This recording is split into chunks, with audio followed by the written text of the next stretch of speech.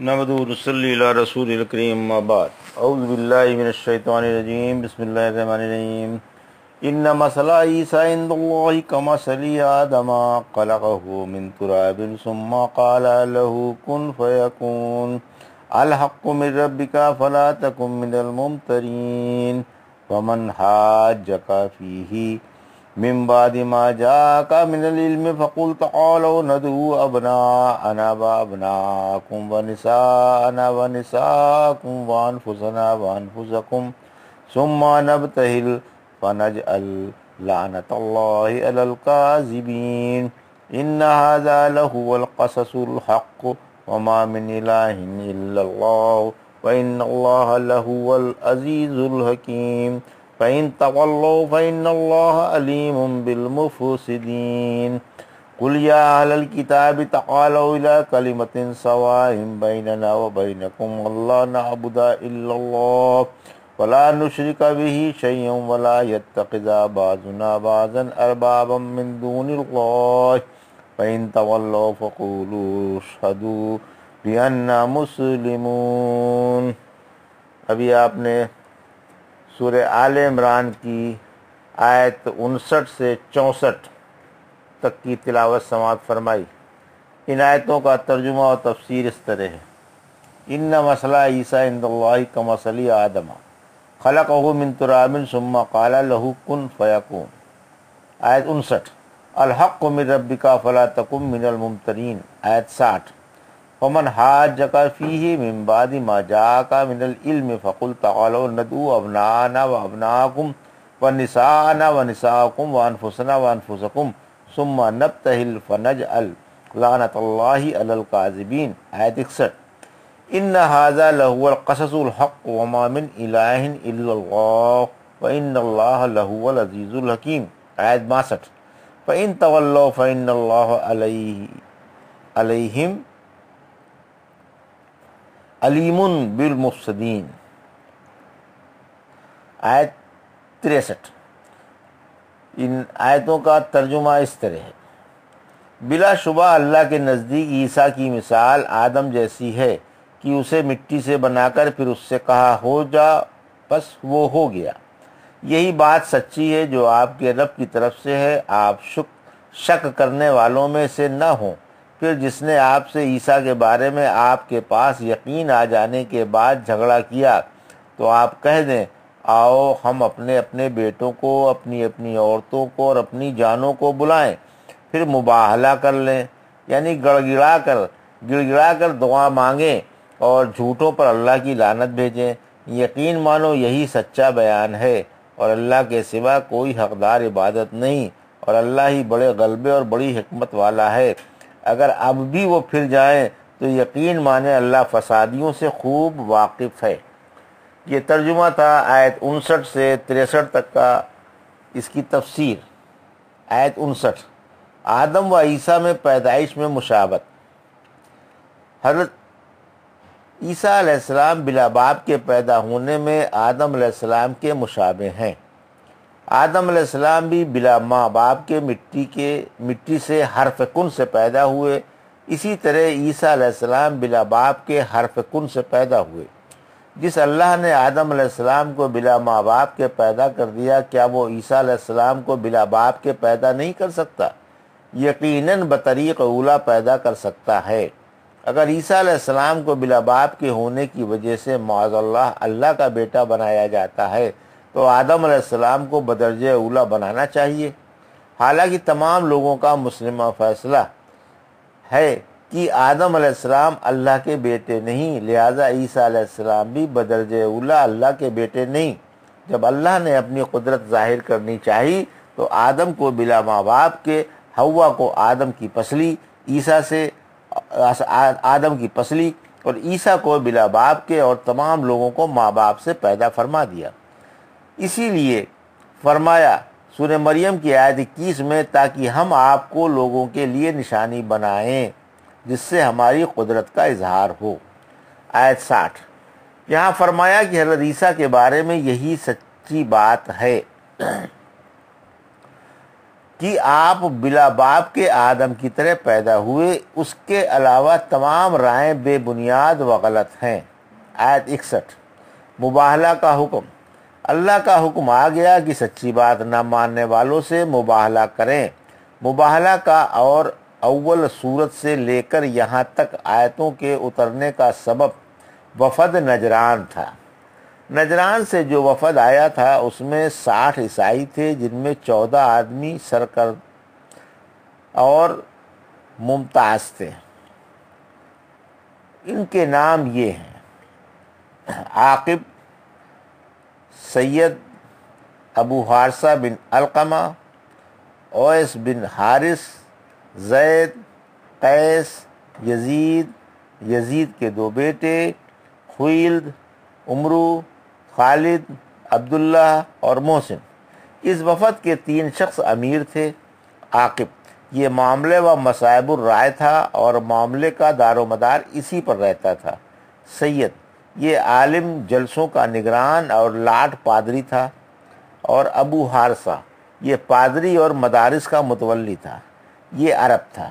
عیسائی ہونے کے بعد رومی بادشاہوں نے اس کی بڑی قدر و منزلت کی، اس کے لیے جا بجا گرجے بنوائے اور ان کا اسے متولی بنا دیا، کیونکہ یہ بڑا کٹر عیسائی تھا اور آپ کی بشارتیں جو سابق کتابوں میں ہیں خوب پہچانتا تھا، لیکن اپنی چودراہٹ اور عزت سنجانے کی وجہ سے عیسائیت پر جمع ہوا تھا۔ یہ وفد مسجد نبوی میں عصر کے بعد داخل ہوا۔ اس وفد کے تمام افراد بیش قیمت اور عمدہ چادریں اوڑھے ہوئے تھے اور اس قدر نفیس لباس میں تھے کہ معلوم ہوتا تھا کہ یہ نبی حارث بن کعب کے آدمی ہیں۔ دیکھنے والے صحابہ رضی اللہ تعالیٰ عنہ کہتے ہیں، پھر کبھی ہم نے ایسی شان والا وفد نہیں دیکھا۔ اتنے میں ان کی نماز کا وقت آ گیا اور مسجد نبوی میں نماز پڑھنے کے لیے کھڑے ہو گئے۔ آپ نے فرمایا، انہیں نماز پڑھنے دو۔ چنانچہ انہوں نے مشرق کی طرف منہ کر کے نماز پڑھی۔ پھر آپ نے ان سے باتیں کی۔ حارثہ، عاقب اور سید باہمی اختلافات کے باوجود شاہی دین پر تھے اور عیسیٰ علیہ السلام کو اللہ کا بیٹا اور 3 معبودوں میں سے ایک معبود مانتے تھے، حالانکہ اللہ ان کے گندے خیالات سے پاک و بری ہے۔ اسی طرح تمام عیسائی آپ کو معبود سمجھتے تھے اور کہتے تھے کہ مردے زندہ کرنا، جنم کے اندھوں اور کوڑیوں کو اچھا کرنا، غیب کی باتیں بتانا اور مٹی سے پرندے بنانا اللہ ہی کا کام ہے، حالانکہ یہ آپ کے معجزے تھے اور سب کچھ اللہ کے حکم سے ہوتا تھا۔ اللہ نے آپ کو اپنی قدرت ظاہر کرنے کے لیے کچھ نمونے دے دیے تھے۔ جن کے نزدیک آپ اللہ کے بیٹے تھے، ان کی یہ دلیل تھی کہ آپ بلا باپ کے پیدا ہوئے اور ماں کی گود میں باتیں کی، جو خلاف عادت ہے۔ آپ سے پہلے کبھی کسی بچے نے ماں کی گود میں باتیں نہیں کی تھی۔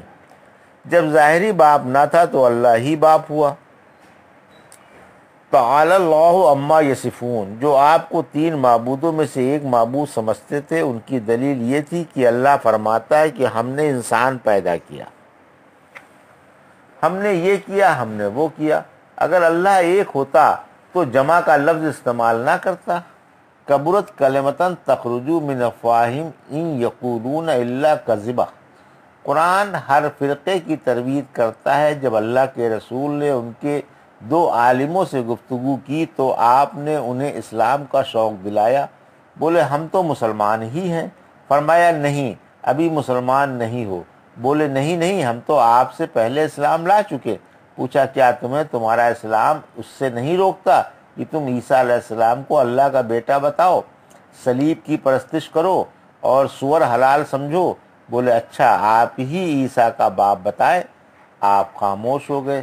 اتنے میں وحی اترنی شروع ہوئی اور آغاز آل عمران سے کچھ اوپر 80 آیتیں اتری۔ عاقب اور سید نجران سے آئے اور اللہ کے رسول صلی اللہ علیہ وسلم سے مباہلہ کرنا چاہا۔ پھر آپس میں مشورہ ہوا کہ ان سے مباہلہ نہ کرو، اگر یہ اللہ کے نبی ہیں تو کامیابی نہ ہوگی اور بیڑا غرق ہو جائے گا۔ پھر آپ سے بولے، جو کچھ آپ نے ہم سے سوال کیا، یعنی جزیہ طلب کیا، ہمیں منظور ہے۔ آپ ہمارے ساتھ ایک امین شخص بھیج دیں، امین ہی بھیجیں، کسی اور کو نہ بھیجیں۔ فرمایا میں بے حد امین شخص کو تمہارے ساتھ بھیجوں گا۔ صحابہ رضی اللہ تعالیٰ انتظار میں رہے کہ اللہ کے رسول صلی اللہ علیہ وسلم کے کسے چنتے ہیں۔ آخرکار آپ نے حکم دیا ابو عبیدہ کھڑے ہو جاؤ۔ جب ابو عبیدہ کھڑے ہوئے تو فرمایا یہ اس امت کے امین ہیں۔ غرض یہ واقعہ 9 ہجری میں پیش آیا۔ آپ کو سب سے پہلے جزیہ دینے والے نجرانی ہی ہیں۔ جزیے کی آیت سورہ توبہ 29 فتح مکے کے بعد اتری ہے۔ آیت 62 یعنی عیسیٰ علیہ السلام کے بارے میں جو کچھ بیان کیا گیا ہے بالکل سچا واقعہ ہے اور شبہ کی گنجائش ہی نہیں۔ حقدار عبادت صرف اللہ ہی ہے اور وہ بڑی عزت اور حکمت والا ہے۔ آیت 63 اگر لوگ یہ سچا واقعہ بھی نہ مانے تو شرارت پسند اور فسادی ہیں، کیونکہ حق چھوڑ کر باطل پر جم جانا شرارت پسندوں ہی کا کام ہے۔ اللہ کو خوب معلوم ہے کہ یہ کیا فساد مچانا چاہتے ہیں اور اللہ انہیں فساد کا پورا بدلہ دینے والا ہے۔ اللہ ہر چیز پر قادر و غالب ہے اور وہی پاک و لائق تعریف ہے۔ ہم اس کے عذاب سے پناہ مانگتے ہیں۔ اے اللہ ہمیں سیدھی راہ پر قائم رکھ اور سیدھی سمجھ عطا فرما، آمین۔ قل یا اہل الکتاب تعالوا الی کلمۃ سواء بیننا وبینکم الا نعبد الا اللہ ولا نشرک بہ شیئا ولا یتخذ بعضنا بعضا اربابا من دون اللہ فإن تولوا فقولوا اشہدوا بأننا مسلمون۔ آیت 64 ترجمہ کہہ دیجئے اے اہل کتاب ایک ایسی بات کی طرف آ جاؤ جو ہمارے اور تمہارے درمیان مساوی ہے، یہ کہ ہم سب اللہ کے سوا کسی کی عبادت نہ کریں، اس کے ساتھ کسی کو شریک نہ ٹھہرائیں اور نہ ہم میں سے کوئی اللہ کو چھوڑ کر کسی کو اپنا رب بنائے۔ پھر اگر وہ پھر جائیں تو کہہ دو گواہ رہو ہم مسلمان ہیں۔ آیت 64 کی تفسیر مسئلہ توحید اقوام میں مانا ہوا ہے۔ اس آیت میں اہل کتاب سے اور ان کے نقش قدم پر چلنے والوں سے خطاب ہے۔ کلمتہ پوری بات کو کہتے ہیں، یعنی یہ بات سراپا عدل و حق ہے اور تمام قوموں میں مانی ہوئی ہے کہ اللہ کے سوا کسی مخلوق کی عبادت حرام ہے اور اللہ کی ذات و صفات اور افعال میں کسی کو شریک ٹھہرانا بھی بڑا بھاری گناہ ہے۔ شرک ایسی گندگی ہے جس سے سب کو نفرت ہے۔ غیر اللہ کی پرستش حرام ہے، خواہ وثن کی ہو یا صلیب کی، مورتی کی ہو یا کسی قبر کی، صنم کی ہو یا طاغوت کی، نور کی ہو یا نار کی، عبادت اللہ ہی کا حق ہے۔ اللہ کی عبادت میں کسی غیر کو شریک کرنا بڑا سنگین جرم ہے۔ تمام انبیاء کی یہی دعوت تھی اور سب نے اپنی اپنی امت کو توحید کی رغبت اور شرک سے نفرت دلائی۔ سورہ انبیاء کی آیت 25 میں فرمایا ہم نے آپ سے پہلے جو رسول بھیجا اس کے پاس یہی وحی بھیجی کہ میرے سوا کوئی معبود نہیں، میری ہی عبادت کرو۔ سورہ نحل کی آیت 36 میں فرمایا ہم نے ہر قوم میں ایک رسول بھیجا کہ اللہ کی عبادت کرو اور طاغوت سے بچتے رہو۔ پھر فرمایا کوئی کسی کو اپنا رب نہ بنائے کہ اللہ کی کتاب کو چھوڑ کر ان کی باتیں برحق سمجھنے لگے، جیسے اہل کتاب نے اپنے عالموں اور درویشوں کو رب بنا لیا۔ سورہ توبہ کی آیت 31 میں فرمایا یعنی انہوں نے اپنے عالموں اور درویشوں کو رب بنا لیا اور اللہ کو چھوڑ دیا۔ رب بنانا یہ ہے کہ اللہ کی نافرمانی میں کوئی کسی کی اطاعت کرے یا کوئی کسی کو سجدہ کرے، کسی کی بات کو قرآن و حدیث پر مقدم کرنا یا صریح نصوص پر قیاس و رائے اور اجتہاد کو مقدم کرنا، رعایا کا بادشاہ کو اور مریدوں کا پیروں کو سجدہ کرنا اور اس کا سجدہ تعظیمی نام رکھنا اس آیت کی روح سے منع اور شرک ہے۔ پھر فرمایا اگر وہ یہ حق انصاف والی بات نہ مانے تو تم اپنے اسلام پر انہیں گواہ بنا لو۔ بخاری میں ابو سفیان و ہرقل والا واقعہ ہے کہ ہرقل شاہ روم نے ابو سفیان سے آپ کا حسب و نسب، آپ کے اوصاف اور آپ کی دعوت کے بارے میں پوچھا تھا۔ ابو سفیان کو ہرقل کے سامنے آپ کی خاندانی شرافت کا اور آپ کے بلند اوصاف کا اقرار کرنا پڑا، حالانکہ اس وقت ابو سفیان مشرک تھے، کیونکہ یہ واقعہ صلح حدیبیہ کے بعد کا اور فتح مکہ سے پہلے کا ہے۔ ہرقل نے بھی یہ پوچھا تھا کہ آپ بد عہد تو نہیں؟ ابو سفیان کہنے لگا نہیں، البتہ ہم نے ان سے ایک مدت کے لیے صلح کر لی ہے، نہ معلوم وہ اس میں کیا کریں گے۔ ابو سفیان کا قول ہے کہ میں آپ کی ذات میں تنقیص کا کوئی پہلو نکال ہی نہ سکا، ہاں اس کلمے سے کچھ تنقیص نکلتی ہے، اس کے سوا کوئی اور بات مجھے نہیں سوجھی۔ غرض جب آپ کا مکتوب گرامی قیصر کے پاس لایا گیا اور اس نے کھول کر پڑھا تو یہ تحریر تھی: میں اللہ کے نام سے شروع کرتا ہوں جو بے حد مہربان و شفیق ہے۔ یہ خط محمد صلی اللہ علیہ وسلم کی طرف سے ہے جو اللہ کے رسول ہیں، ہرقل کے نام ہے جو اہل روم کا بادشاہ اور بڑا ہے۔ ہدایت پر چلنے والوں کے لیے سلامتی ہو۔ حمد و صلات کے بعد گزارش ہے کہ مسلمان ہو جاؤ، سلامتی سے رہو گے، مسلمان ہو جاؤ، اللہ تمہیں دوہرا اجر دے گا، اور اگر تم اسلام سے پھر گئے تو تمام رعایا کے گناہوں کا وبال تم پر پڑے گا۔ یہ تھا سورہ آل عمران کی آیت 59 یعنی 59 سے 64 تک کا ترجمہ اور تفسیر جو ابھی آپ نے سماعت فرمائی۔ بارک اللہ لی و لکم فی القرآن و نفعنا ایاکم بآیات